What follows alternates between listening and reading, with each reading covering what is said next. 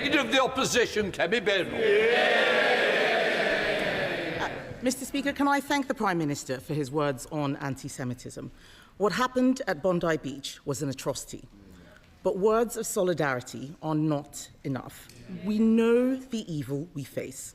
Islamic extremism is a threat to Western civilization.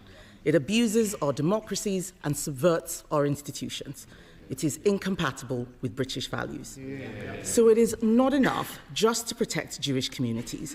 We must drive Islamic extremism out of this country. Mr. Speaker, I would also like to send my best wishes to our armed forces, to the emergency services and to everyone who will be working over Christmas. And I would also like to take this opportunity to wish you, Mr. Speaker, the House staff and all members of this House, including the Prime Minister, a very Merry Christmas. Mr. Speaker, it is the Prime Minister's second Christmas in Downing Street, and by his own admission, he's not in control. He says nothing happens when he pulls the levers. Does he blame himself or the levers?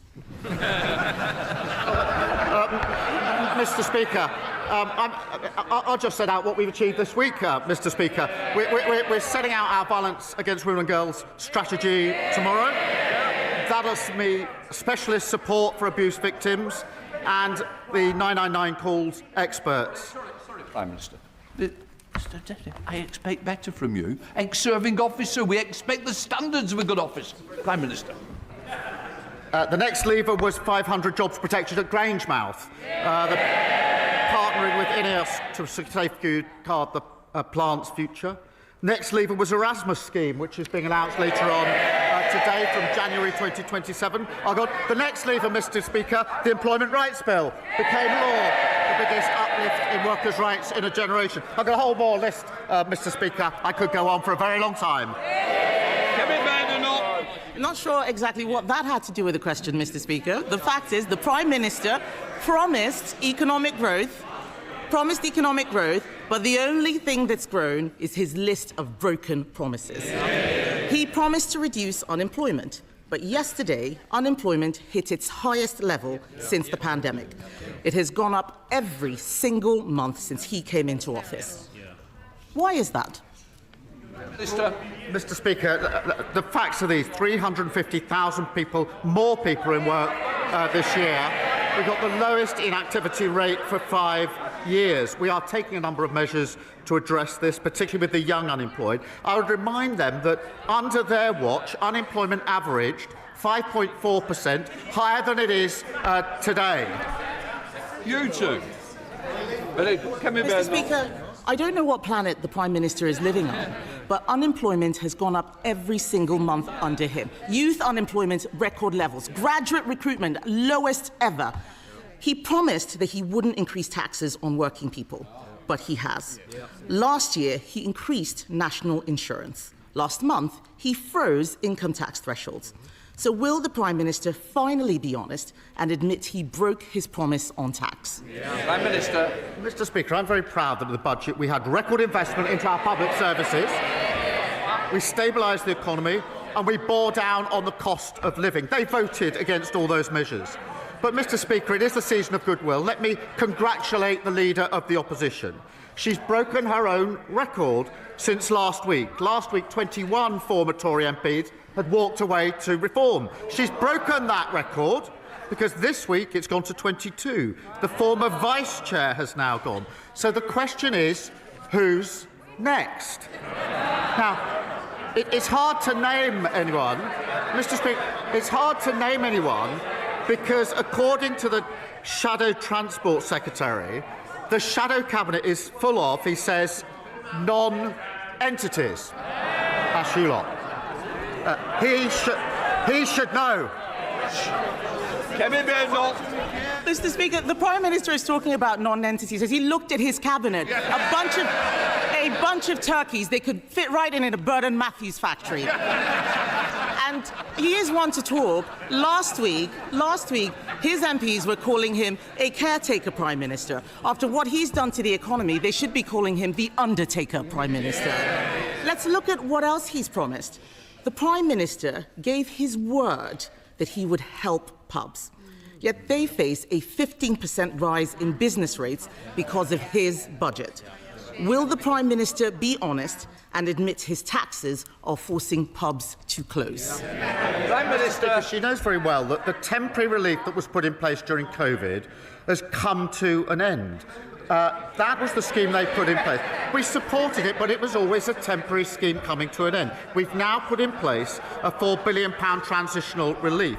We've also taken other measures, creating hospitality zones, greater licensing freedoms and tackling late payments. We're also bearing down on the cost of living, Mr Speaker, so more people enjoy a drink or a meal out, freezing rail fares, freezing prescription charges, £150 off energy bills, driving wages up. What did they do in relation to each of those, Mr Speaker? They voted against each and every one of those measures. Kemi Badenoch. Mr Speaker, what pubs has he been speaking to? They've been barred from all of them. And let's look at another broken promise. I don't know why they're shaking their heads. It's not my fault they've got nowhere to drown their sorrows. Let's look at another broken promise. He promised to end the doctors' strike. He gave the doctors a 28.9% pay rise. What did he get in return? This morning, they've gone back on strike for the third time. In the middle of winter, in the middle of the worst flu crisis in years. Mr Speaker, this shouldn't be allowed. We already banned strikes by the police and the army. Why doesn't he put patients first, show some backbone and ban doctors' strikes? Mr Speaker, let me be clear about the strikes. They're dangerous and utterly irresponsible. And my message to resident doctors is don't abandon patients, work with us to improve conditions and rebuild the NHS. But, Mr Speaker, they left the NHS absolutely on its knees, waiting lists through the roof and confidence absolutely rock bottom. And, Mr Speaker, I take no lecture for them on industrial harmony. More days were lost to strike action on their watch than any year since the 1980s. Kemi Badenoch. Mr Speaker, of course he's not going to ban doctor strikes. He doesn't have the baubles. The trade unions didn't just buy him. They can shake their heads all they like. We all know who's running their party, and it's not him. The trade unions didn't just buy him for Christmas, they bought him for life. And this matters for all those people out there facing a difficult new year. The Prime Minister has lost control. It's not the levers that don't work, it's him. He's breaking every promise he has made. He promised to bring down unemployment, it's up.